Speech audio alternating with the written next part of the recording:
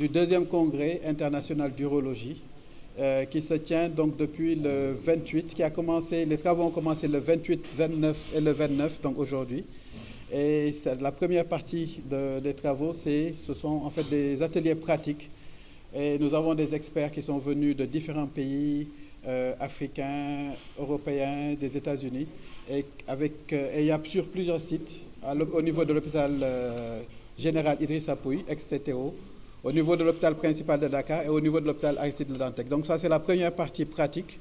Donc c'était hier et aujourd'hui. Et ensuite, il y a l'autre partie où nous allons nous retrouver dans un colloque au niveau de l'hôtel Gordiarama, où il y a également beaucoup de communication, où nous allons discuter un peu de toutes les avancées sur le plan médical urologique.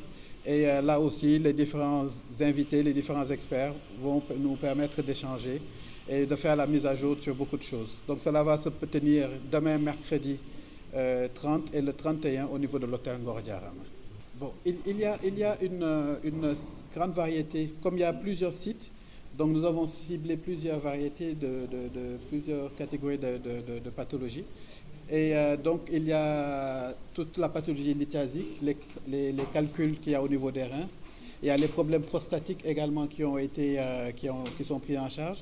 Il y a un patient qui doit être opéré, c'est une tumeur au niveau de la surrénale. En fait, c'est une glande qui est au-dessus du rein. C'est assez particulier, donc ça aussi, ça a été pris en charge. Et en fait, ce qui a la particularité surtout, au-delà du type de pathologie, c'est plutôt le type de techniques qui sont utilisées. Vous savez que de plus en plus maintenant, dans la pratique chirurgicale, on essaye d'opérer en étant le moins agressif possible pour le patient. Donc, de moins en moins, on va opérer en ouvrant. On va plutôt utiliser des instruments et on va passer par les voies naturelles pour aller trouver le calcul, aller le casser là où il est, enlever les débris sans pour autant avoir incisé, mais tout en passant par les voies naturelles. Et on va également opérer la prostate sans ouvrir et c'est un bénéfice pour le patient parce qu'il va rester beaucoup moins longtemps à l'hôpital, il aura beaucoup moins de complications et donc il va se retrouver autonome beaucoup plus rapidement qu'avant.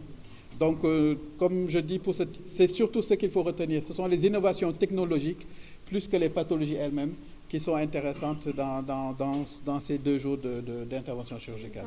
Mais on ne pourra pas dire que nous sommes sur le même top départ, en reprenant votre expression, mais l'Afrique, au jour d'aujourd'hui, en tout cas pour ce qui est de l'urologie, dans beaucoup de domaines et dans beaucoup de pays, n'a rien à envier à beaucoup de pays européens. Là, je parle sous le contrôle du professeur Redouane Rabi, qui est du Maroc, qui est un expert international.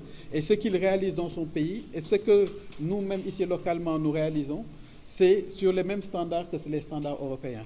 Et il y a parfois des patients ça ne devient plus nécessaire du tout d'aller dans certains pays pour se faire prendre en charge. Parce que ce qui est fait ailleurs peut tout à fait être fait dans les meilleurs centres de nos différents pays. Le Maroc, la Tunisie, le Sénégal. Donc vraiment, ce sont des choses que l'on peut tout à fait réaliser. Nous avons le matériel et nous avons la technicité pour ça. La télémédecine, tout à fait, parce que nous organisons régulièrement, surtout, ça a eu en particulier durant la période Covid, déjà avant la Covid plutôt, et même pendant, et même après.